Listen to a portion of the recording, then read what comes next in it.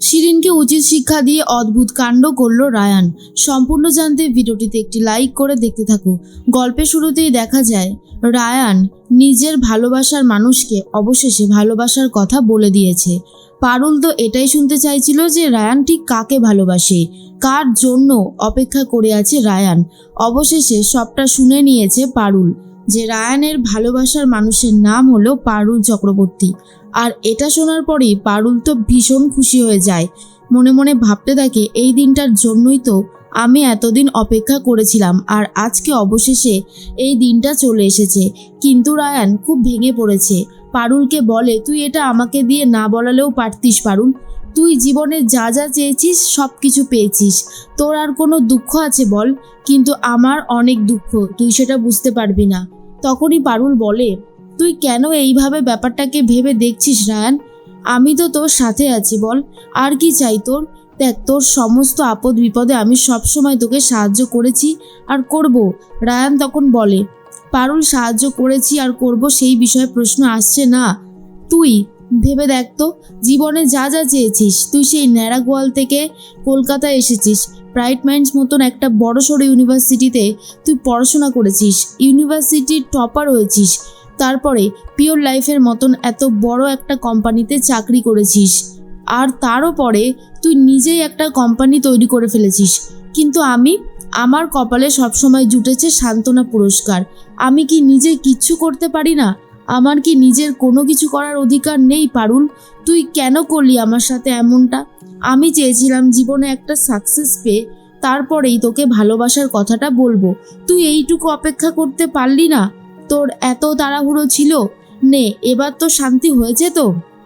পারুল বুঝতে পারে রায়ান এতটাই রেগে গেছে, রায়ানকে সামলানো এখন তার কর্ম নয়। রায়ান তখন ভাবে, পারুলকে তো আমি নিজের যোগ্যতা প্রমাণ করেই ভালোবাসার কথাটা বলে দিতাম, কিন্তু ওর অপেক্ষা সহ্য হলো না। এবারে আমি কি করব? আমার জীবনে তো আর কোনো টার্গেটই থাকলো না, আমি তো শেষ হয়ে যাব। পারুল বুঝতে পারে রায়ান ঠিক কতটা ভেঙে পড়েছে।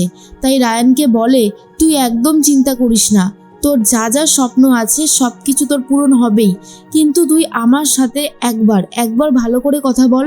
কিন্তু রায়ান খুবই কান্নাকাটি করতে থাকে আর এটা বলে দেয় তার পক্ষে আর বাড়িতে ফিরে যাওয়া সম্ভব নয়। পারুল বলে, প্লিজ রায়ান, তুই এরকম করিস না, তুই আমার সাথে ফিরে চল। কিন্তু রায়ান ফিরে যেতে চায় না। রায়ান বাইক নিয়ে সোজা কোথাও একটা চলে যায়। অন্যদিকে পারুল কান্নাকাটি করতে থাকে আর প্রচণ্ড বৃষ্টি পড়ছে, বৃষ্টিতে ভিজে যায়। এরপর বাড়িতে চলে গেছে পারুল। তখনই সবাই বলে, এ কি পারুল, তুমি এইভাবে ভিজলে কি করে? আর বলো, রায়ান কাকে বলেছে, কাকে ভালোবাসে ও? তোমাকে ভালোবাসে নিশ্চয়ই। পারুল তখন বলে, হ্যাঁ, রায়ান আমাকেই ভালোবাসে। আর এই কথাটা শোনার পরে বাড়ির প্রত্যেকেই খুবই খুশি হয়ে যায়। তারা জানতই যে এরকম কিছুই হবে, কিন্তু রায়ান স্বীকার করতো না মুখে। পারুল বলে, পিসিমণি, আমি রায়ানের ভালোবাসা পেয়েও হারিয়ে ফেললাম। পিসিমণি বলে, ছি, এমন কথা কেন বলছো? তোমাকে রায়ান খুব ভালোবাসে আর ভালোবাসবেও, হারিয়ে ফেলার প্রশ্ন কেন আসছে পারুল? পারুল তখন বলে, কারণ আছে পিসিমণি, সব কিছু আমার জন্যই হয়তো শেষ হয়ে যাবে, আর আমি চাইলেও কিছু করতে পারবো না। পিসিমণি বলে, একদম এরকমটা বলবে না, কি হয়েছে আমাকে খুলে বলো তো। এরপরেই বলে দেয় যে রায়ান খুব ভেঙে পড়েছে। ও বলেছে যে আমি ওকে দিয়ে এইভাবে কথাটা না বলালেও পারতাম, কারণ ও নিজের যোগ্যতা প্রমাণ করে তবেই ভালোবাসার কথা আমাকে বলতো। এরপর পিসিমণি বলে, কিন্তু বলাটা তো দরকার ছিল, অনেক দিন হয়ে গেছে, আর তুমি যা করেছো সেটা একদম ঠিক করেছো। তুমি এসব নিয়ে ভেবো না পারুল, দেখবে রায়ান আস্তে আস্তে ঠিক সবটা বুঝে যাবে আর সময় সব কিছু ঠিক করে দেবে। এদিকে রায়ান তার বন্ধুর বারে গিয়ে ড্রিঙ্ক করতে থাকে। তখনই চলে গেছে শিরিন আর বলে, রায়ান, আজকে দেখেছিস তোর কি অবস্থা হয়েছে? তোকে এই জন্য বলেছিলাম, তুই যদি আমার কাছে থাকতিস, আমাকে ভালোবাসতিস, তাহলে কিন্তু তোকে আর এত কষ্ট পেতে হতো না। ওই পারুল কিন্তু তোকে বারবার কষ্ট দেয়, তুই কি সেটা জানিস? রায়ান তখন বলে, শিরিন, তুই পারুলের নখেরও যোগ্য নোস, তাই এই সমস্ত কথা বলছিস, তাই না? শিরিন বলে, তুই এগুলো কেন বলছিস? আমি তো শুধু এইটুকুই বলছি যে পারুল তোকে কিভাবে অপমান করলো, তোর কি সেই বিষয়ে আজকে এই পাওনা ছিল বলতো? তুই কেন এভাবে কষ্ট পাবি রায়ান? রায়ান তখন বলে, আমার কথা তোকে এত ভাবতে হবে না, তুই নিজেরটা নিজের ভাব। তুই নিজে কত বড় ক্ষতি করিস সবার সেটা অন্তত ভাব। এরপরেই রায়ান তো ড্রিঙ্ক করতে করতে গ্লাসটা পুরো ঢেলে দেয় শিরিনের মাথার উপর। আর শিরিন তো খুব রেগে যায়। পারুলের কথা ভেবে রায়ান সেখান থেকেও বেরিয়ে চলে যায়। অন্যদিকে পারুল ভাবে যেভাবেই হোক রায়ানকে বাড়িতে ফিরিয়ে আনতে হবে। রায়ান কোথায় যেতে পারে সেটা সম্পর্কে পারুলের জানা ছিল, এই জন্যই পারুল বেরিয়ে পড়েছে। আর অন্যদিকে শিরিন তার পোষা গুন্ডাদেরকে ফোন করে বলে এক্ষুনি পারুল চক্রবর্তী এই বারে আসবে, ওকে যেন রাস্তাতেই উড়িয়ে দেওয়া হয়। এরপরেই পারুল তো আসছে আর পারুলের পিছনে একটা গাড়ি অনেকক্ষণ থেকে ফলো করতে থাকে।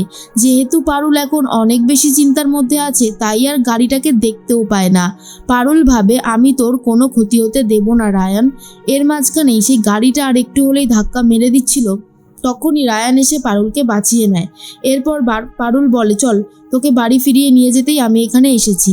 রায়ান বলে আমি ফিরে যাব না, তুই ফিরে চলে যা। কেন আমাকে এইভাবে ডিস্টার্ব করছিস পারুল? তোর কী লাভ আছে? আমি তো এটাই বুঝে উঠতে পারছি না। পারুল বলে দেখ যা হবার হয়ে গেছে, তুই দয়া করে ফিরে চল। কিন্তু রায়ান কোনোভাবেই ফিরে যেতে চায় না। এর মাঝখানে গাড়ির পরে গাড়ি জ্যাম হয়ে যায় রাস্তায়। তখন রায়ান পারুলের গায়ে হাত তুললে পারুলও রায়ানকে মারধর দিতে থাকে। আর এই নিয়ে রীতিমতো রাস্তায় পাবলিক প্রচুর ক্ষিপ্ত হয়ে যায়, পুলিশকে ফোন করে দেয়। আর পুলিশও চলে এসেছে। রায়ানকে আটকায় পুলিশরা আর তখন পারুলকে আটকায় লেডি কনস্টেবলরা। দুজনকে রীতিমতো পুলিশ সামলানোর চেষ্টা করে। কিন্তু পারুল বুঝতে পারে রায়ানের মাথা এখন ঠিক নেই। রায়ান যা করছে সেটা সম্পূর্ণ ভুল। পারুল তো বাড়িতে ফিরে যায়, খুবই কান্নাকাটি করে আর বলে এই কদিনে আমি খুব কান্নাকাটি করেছি, আর কোনোভাবেই আমি কাঁদবো না। আর দাদু রিকোয়েস্ট করে পারুল দিদি তুই আমার নাতিকে ফিরিয়ে নিয়ে আয়। পারুল তখন বলে তুমি চিন্তা করো না দাদু, আমি তোমার নাতিকে ফিরিয়ে নিয়ে আসবো। এমনটাই বলতে থাকে পারুল।